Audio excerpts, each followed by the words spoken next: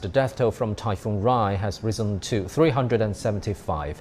Dozens are still missing. The storm made landfall last Thursday and left a trail of destruction in the country's central and southern regions. And for more on that, let's cross live to our correspondent Gretchen Malalad in Manila. Gretchen, tell us more about the rescue operations.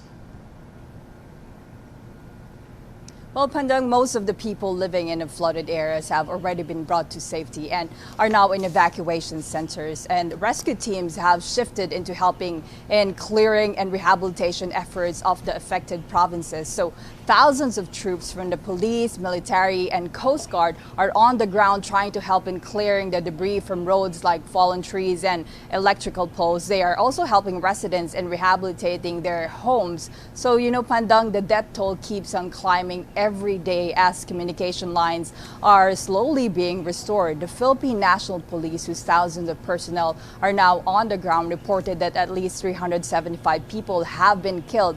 56 people are still reported missing, while around 500 people sustained injuries. Many provinces affected by the typhoon have declared a state of calamity. Around 400,000 people living along coastal areas are left homeless. All of their houses have been shattered into pieces, and an official from the Philippine National Red Cross described the typhoon aftermath as complete carnage. Hospitals, homes, and schools were ripped to shreds. Pandang, back to you. And Gretchen, we've seen some footage on the internet. The survivors and the affected are calling for urgent supplies of drinking water and food. How are they coping right now?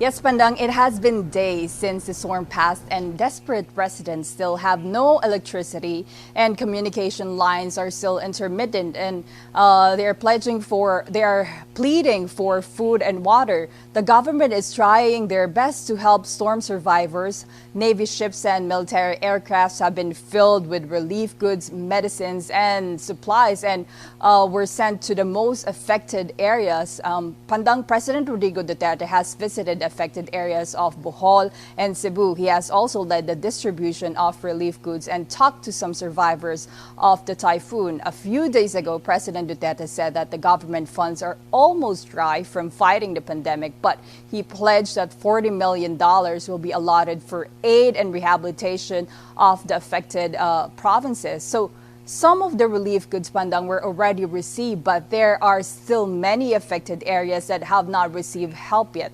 This is what one survivor has to say.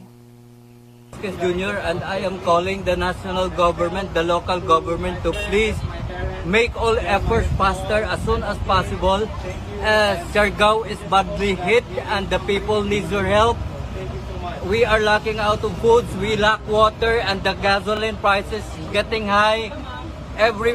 Some of the markets are hoarding waters, and there are so many local tourists stranded that wanted to go out to their provinces, go back to their provinces. Meanwhile, Chinese ambassador to the Philippines, Wang Xilian, says that Chinese relief goods are on their way to affected areas. 20,000 food packages containing rice and canned food will be distributed to the provinces of Cebu, Bohol, Siargao, and Cagayan de Oro. Also, around 5 million kilograms of Chinese government-donated rice are now being urgently transported to typhoon-affected areas.